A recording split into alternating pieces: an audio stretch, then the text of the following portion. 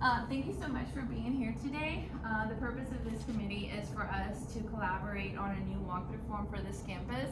So according to our needs, you guys know, I'm new here, so I hope that I can be a good leader and a good principal to you guys, but I do need that feedback on what it is that you want to be, not evaluated on, but what do you want me to look for when I come into your classroom and observe. So with the input of our administrator as well, who has been doing walkthroughs here, we can create something new. Not that there's anything wrong with our current one, but I think with new leadership, there's new changes, so that's what we're going to be working on. So let's just quickly start with introductions. So if you could just go around the room and introduce yourself. I'm the Spanish German teacher on campus. Thank you. I'm Ms. Reyes, I'm the Spanish teacher. I'm Miss Bonito, I'm the Spanish teacher. Mr. Juan, I'm the Spanish teacher. Renino, also Spanish teacher.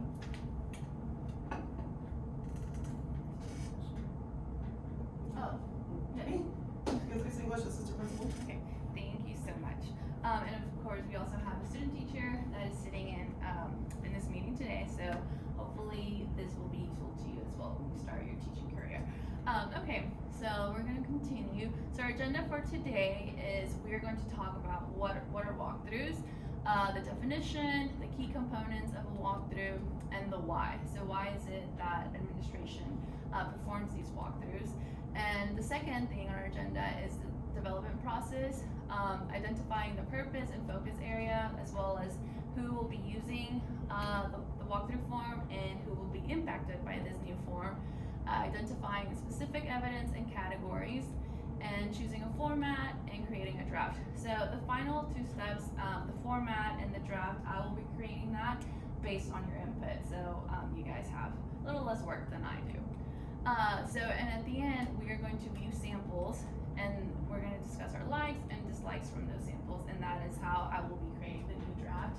And then we will, at a later time, have another meeting where we discuss that draft and go from there.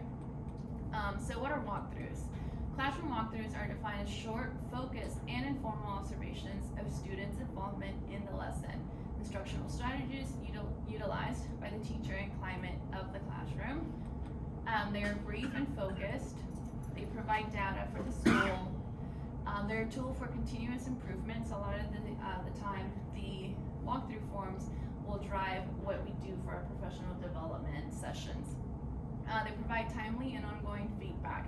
So this means that you as teachers can receive feedback on any instructional strategies, or we're implementing it like in real time instead of waiting to see how you're doing with those new strategies. And some of the key components of walkthroughs. The characteristics of an effective classroom walkthrough model include the following. So the components they're informal and brief. They involve the principal and or other administrators such as Miss English, other instructional leaders, and here on our campus we have 2 instructional coaches, which we're actually very fortunate to have that because not every campus has instructional coaching, and as well as teachers. So there are also quick snapshots of classroom activities, so particularly any instructional and curricular practices that the school is implementing or has been implementing recently or in the past. They're not intended for formal teacher evaluation processes, and these are also not a moment for the administration to say, oh, we got you. It's not that. It's not evaluation, but it is to help you guys improve. So you guys are not going to get in trouble based on your walkthrough forms. Focus on look fors. So that emphasize improvements in teaching and learning, and that title, or the word, look fors, that's actually what we currently use here at Caney Creek, and you guys will see that in a second when I pass out the samples of what we have. There's also an opportunity to give feedback to teachers for reflection of practice, and having the improvements of student achievement as its ultimate goal. So again, everything that we do here is for the students, their learning, and their achievement. So why do we do walkthroughs as administrators and instructional approaches. It is because teacher quality, so just having good teachers, effective teachers, that is the number one most important factor related to how much students learn. Conducting classroom walkthroughs provide teachers and principal with more frequent and valuable information about the school's overall effectiveness as it relates to increased student achievement. Another why, the classroom walkthrough is one means of energizing teachers around improved instruction through consistent ongoing feedback via an informal method. And teachers have higher perceived levels of school success when their principals conduct routine walkthroughs that are not evaluative and are focused on instruction and curriculum. So again, that is the main focus for walkthroughs, and most of the time these can be anywhere from like 5 to 15 minutes. This is not going to be the, where you have your formal evaluation, your summative, that could take like a whole class period. So the development process, once again, we will be working mainly on number 4 and 5 together, just your input, so that I can then create that draft. So we're going to look at samples now and discuss what we like and what we dislike from these samples. I will be passing these out. So I have the one that we use here currently at Caney Creek. Just kind of take a look at it, and then we will also hand out the other ones. Here you go. So the Caney Creek sample is a D23 Look Force walkthrough, and it is based on the T-test, if you guys are familiar with that. And it is stable, so it is more than one page. And then we have another sample that is, as you can see there, it is from an elementary school. However, that doesn't mean that these components on this one cannot be useful to us. So I wanted to make sure that I get a good variety off the internet. These are available as PDF samples, but they will help us put together a new one that might work better for us. It has to be one. Oh, okay, yes, because I felt like that. Thank you. And then the third sample is also from the internet, and if you can see at the top, it says it's from the University of Teaching for Teaching and Learning.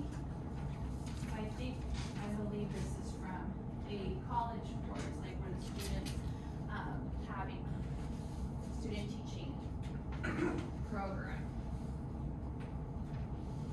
And this one is front and back. So sample 3 is front and back, if you can just flip through those pages.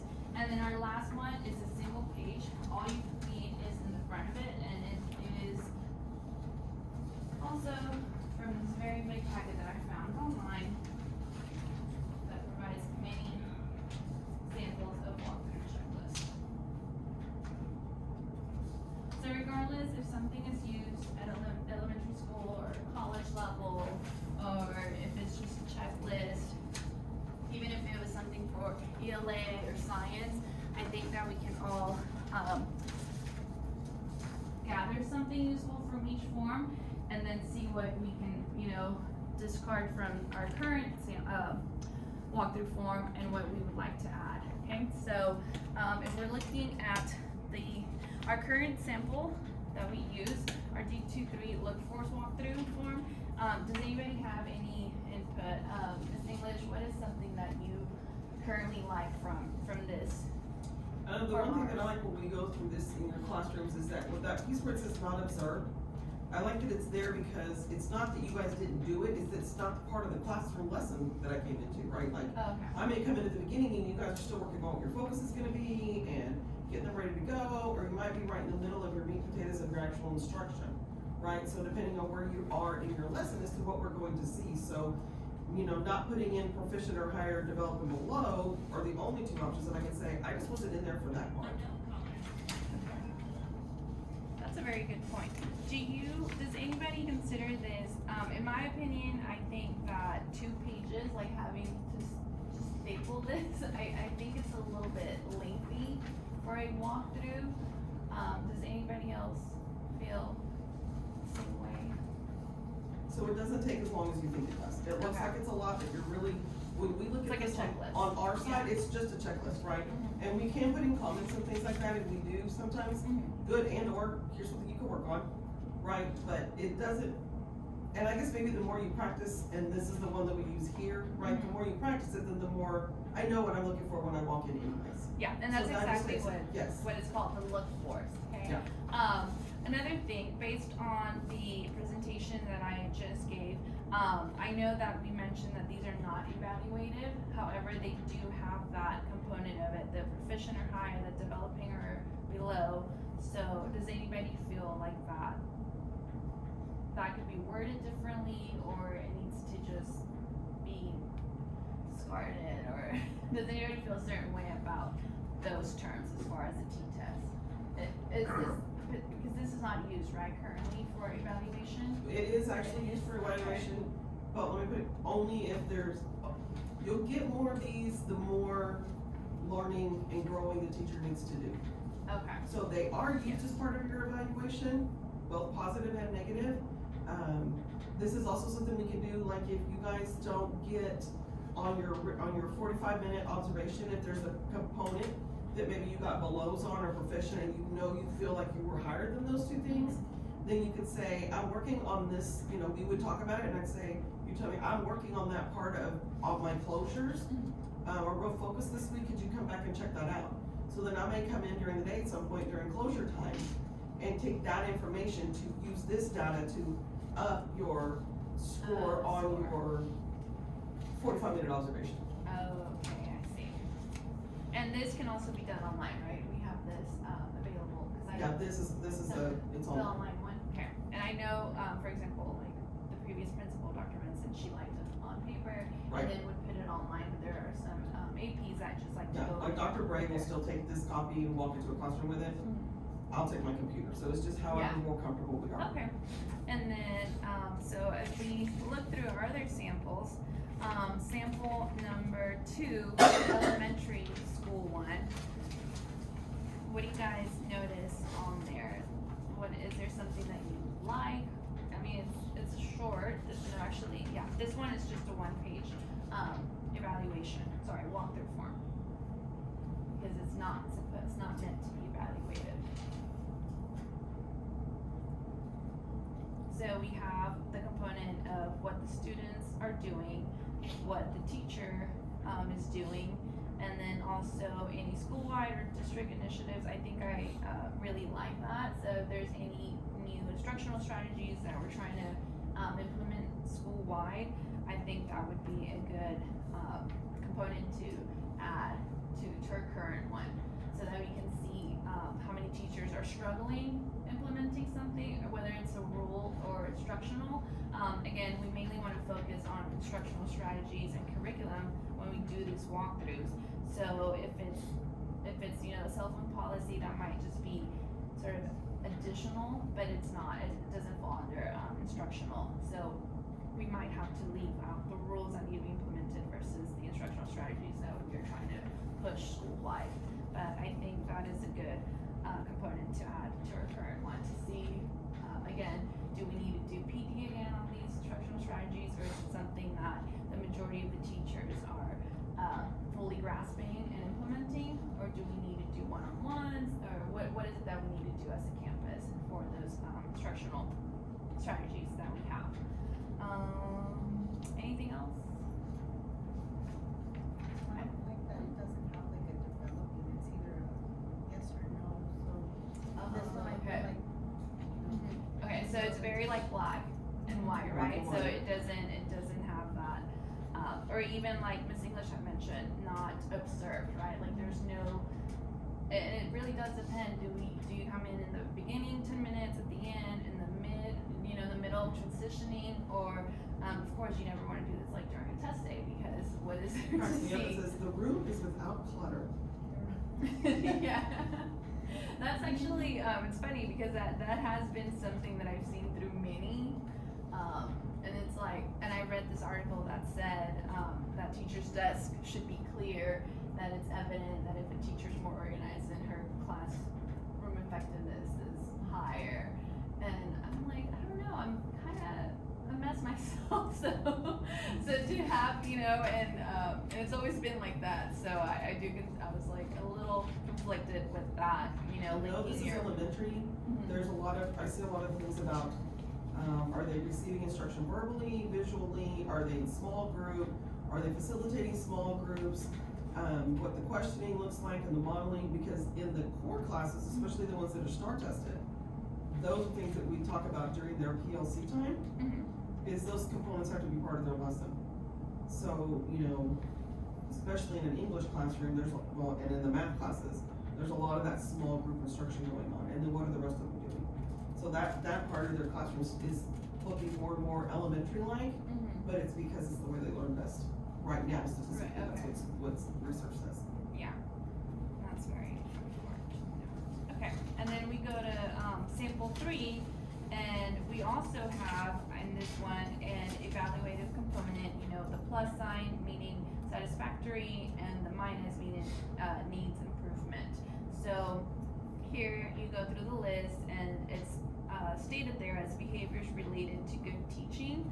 You have the instructor's name at the top, the class and the date, and then you have, and this one actually goes towards the back as well. So you have 33 components of this, and for all of these, you have to either put a plus or minus, and then there's really not much room for like a comment, you know, additional commentary that you might, or that any administrator might want to add.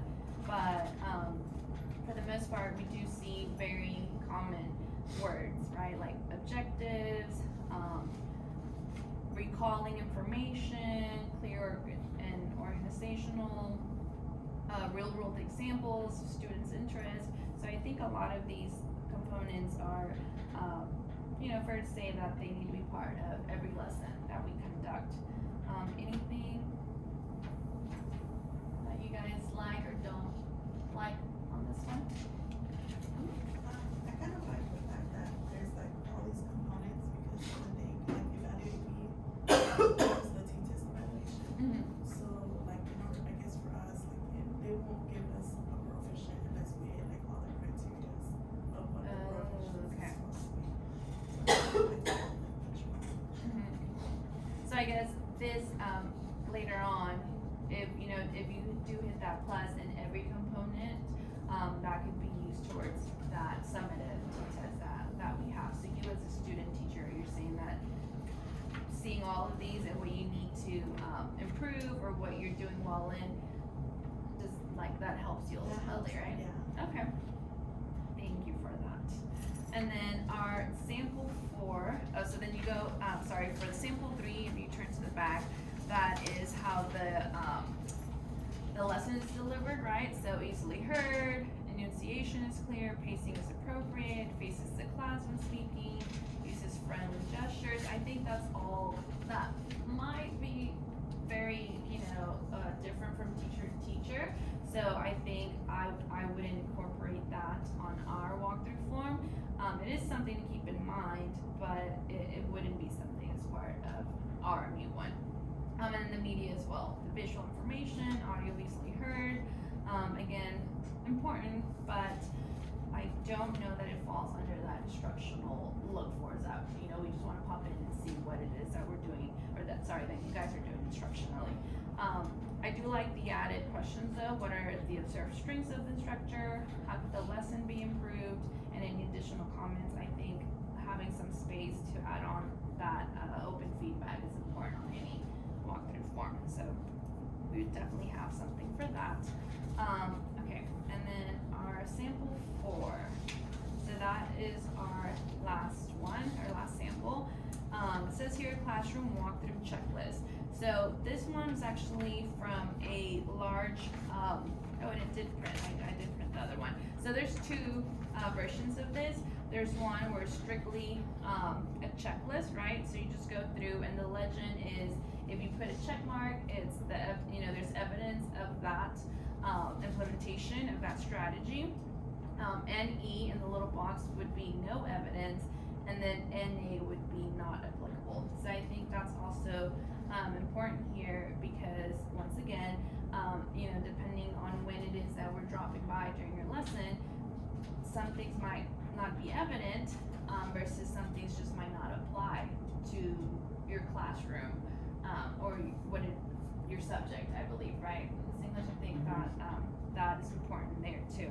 And also keeping in mind that just because a strategy was implemented, it doesn't mean that it was implemented effectively. So that, I think that is also another thing that, of course, we as evaluators need to keep in mind, and as your administrators, we could discuss that further through feedback, you know. So sometimes some things are visible, like, you know, there is an objective on the board, but is that the way that an objective should be written, right? And I think that's where the instructional coaching comes into plays, and all of the PD that we offer or hope to offer in the future. So the sample 4, like I said, there's one sample where it's just check, check, check, or an E or an A, and then on the back, it's very similar, and it all, however, this part on the back focuses on the learners and relevance, so making those connections to, you know, have the students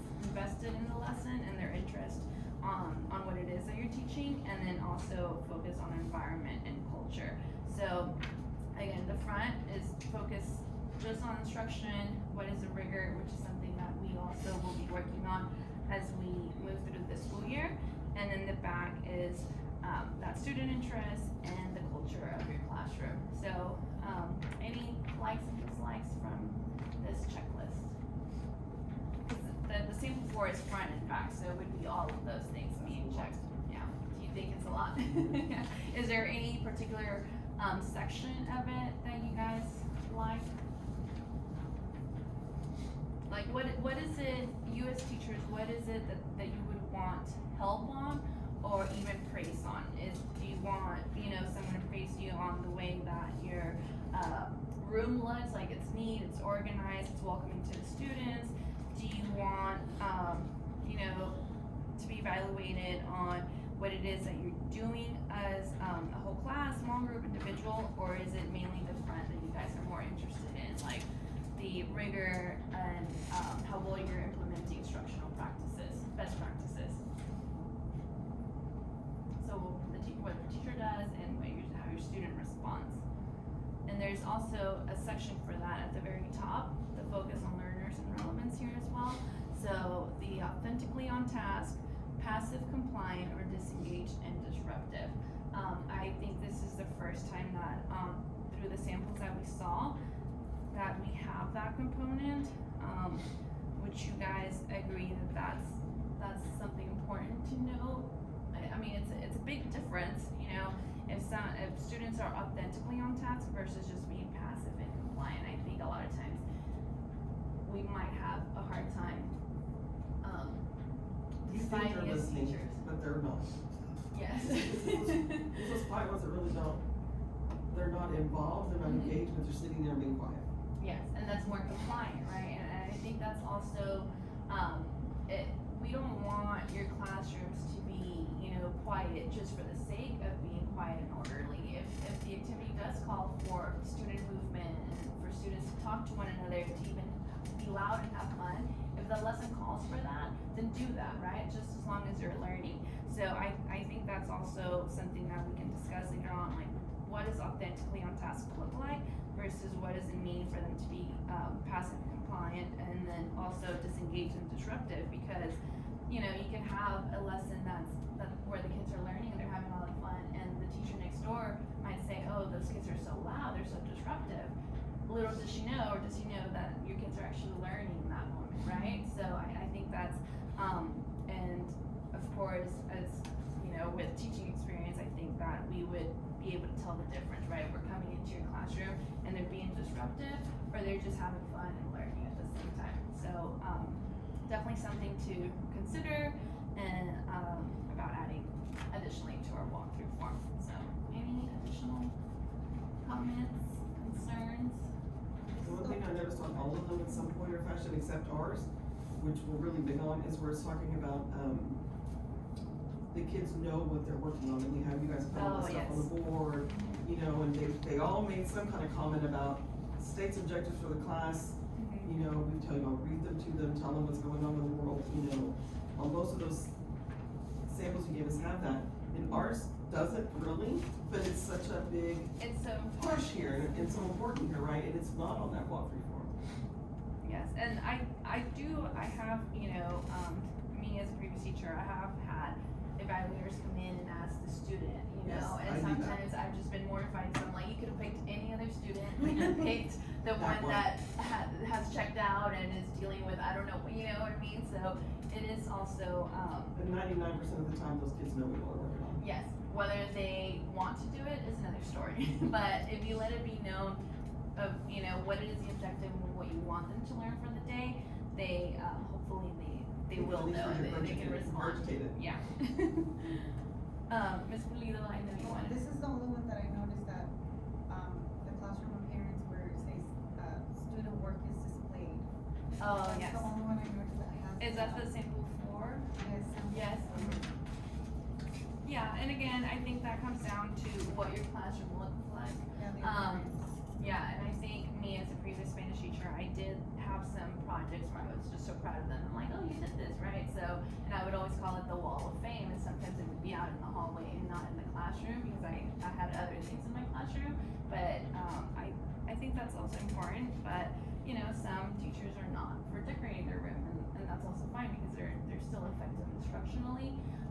So that's definitely something that I think varies from teacher persona to persona, depending on what it is. that And you grade want. level. Yeah. So, yeah, thank you for that. Anything else? I like the Caney Creek one because I feel like out of all of them, it's the only one that has enough space for feedback Okay. versus just yes or no.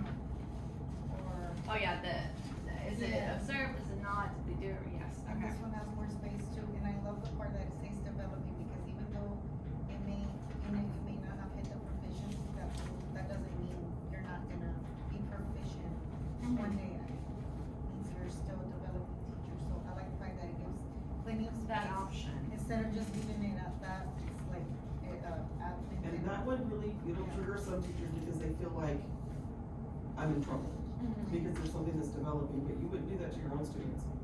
Like if you're a brand new teacher, an early year teacher, 3-4 years in, and you're still working on great classroom management, or even the way you're giving out instructional strategies. Yes. It's something you're working on. You Yes. can't be, whatever it is, higher than proficient all the time in every component. Yes. And we forget that because our feelings get involved. Yes.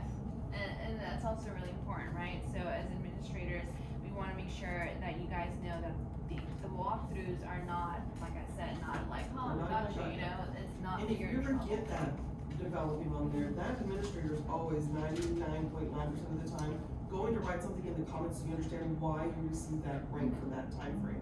And they may say, I'll be back next week to look at this again, and then, if you've worked on it all week and you come back and you get the higher ranking on it, then everybody did great. Yeah, so also very important, right?